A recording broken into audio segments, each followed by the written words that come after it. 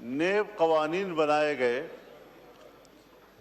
مجھے تعجب اس بات پر ہے کہ کبھی کسی قانون دان نے یا کبھی کسی پارلیمنٹیرین نے اس تمام تر تاریخ اور اس تمام تر ماضی میں، اس تمام تر قانونی چارہ-جوئیوں میں اس نقطے کو کبھی دیکھا ہے کہ ہم نے اس قانون سازی کے تحت پاکستان کے ہر فرد کو، پاکستان کے ہر شہری کو پیدائشی مجرم قرار دے دیا ہے۔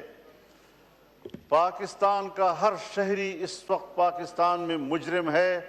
حکومت اور ادارے جب چاہیں بغیر پوچھے کسی شخص کو بھی گرفتار کر سکتی ہیں، اور گرفتار کر لینے کے بعد پھر اس کو ثابت کرنا ہوگا کہ میں گناہ گار نہیں ہوں۔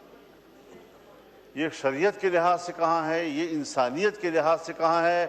اس کا نشانہ صرف پاکستانی قوم کو کس طرح بنا دیا گیا ہے، اور پھر ہماری طرح کے کچھ کمزور ممالک، ترقی پذیر ممالک، ان کے کچھ حوالے بھی دیے جاتے ہیں کہ یہ قانون فلاں ملک میں ہے۔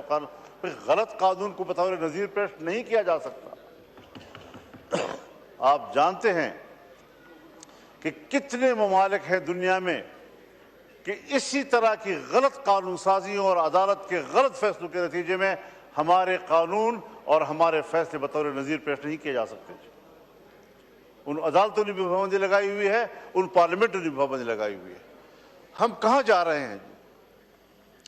میں بتانا چاہتا ہوں، ایک شخص کو گرفتار کیا گیا خفیہ رپورٹ کی بنیاد پر اپنے گاؤں سے 15-16 کلومیٹر دور، اور لگا دیا کہ جی اس کے گھر سے اسلحہ پکڑا گیا۔ بھائی تم گھر میں گئے نہیں ہو، تم نے 16 کلومیٹر دور اس کو پکڑا ہے، ایک دکان میں پکڑا ہے اس کو، گھر سے برآمد ہو گیا اسلحہ۔ اس طرح کی جھوٹ بولے جاتے ہیں۔ جناب اسپیکر، ابھی مولانا فضل الرحمان صاحب نے مدرسے اور مسجد کی ایک منتقلی کے بارے میں بات کی۔ کل میں نے فلور آف دی ہاؤس پوری ڈیٹیلز بیان کی۔ اس سے پہلے مولانا غفور حیدری صاحب کے پاس آج سے 3 دن پہلے رات میٹنگ ہوئی، پھر اس سے اگلے دن ایک بڑی ڈیٹیل میٹنگ ہوئی جس میں پنڈی اسلام آباد کے علماء مولانا غفور حیدری صاحب کی رہائشگاہ پہ تھے اور وہاں جا کر بات کی۔ میں 2-3 باتیں جو مولانا صاحب نے کہی ہیں وہ صرف کلیریفائی کرنا چاہتا ہوں۔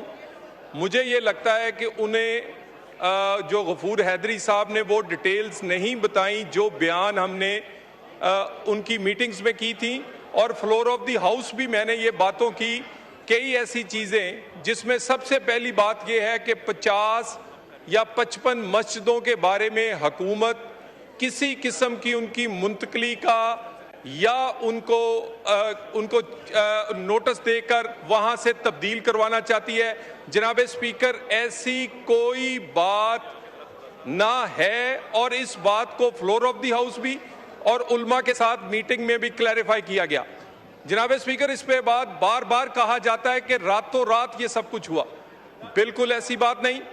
جنوری سے مشاورت کا عمل مدرسے کے جو معتمد تھے ان سے شروع ہوا، اس کے بعد ان کی مرضی سے ان کی مرضی کی جگہ منتخب کی گئی۔ وہاں پر ایک آج کل جو جس طرح کے جدید انسٹیٹیوشن ہونے چاہیے کسی بھی تعلیمی ادارے کے لیے، 4 کروڑ کی لاگت سے ایک مدرسے کی وہ بہترین بلڈنگ تمام ایسیسریز کے ساتھ بنائی گئی۔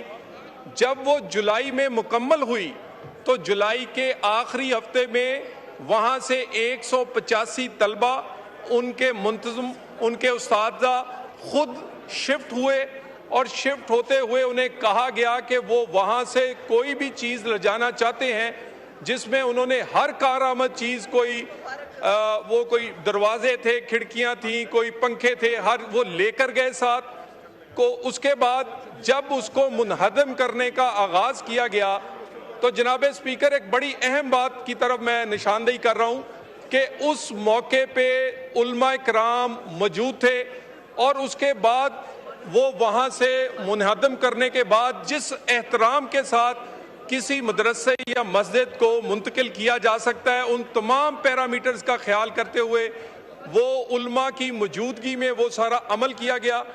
اس کے بعد یہ والا معاملہ جو ہے، جو اس وقت ان کو جگہ دی گئی ہے، جو بلڈنگ بنا کے دی گئی ہے، یہ سارے کا سارا عمل 8 مہینے سے مشاورت میں ہوا، نہ راتوں رات ہوا، نہ بغیر مشاورت کے ہوا، نہ اس میں جو ایک مدرسے اور مسجد کا احترام ہے اس کو پورے کا پورا ملحوظ خاطر رکھا گیا۔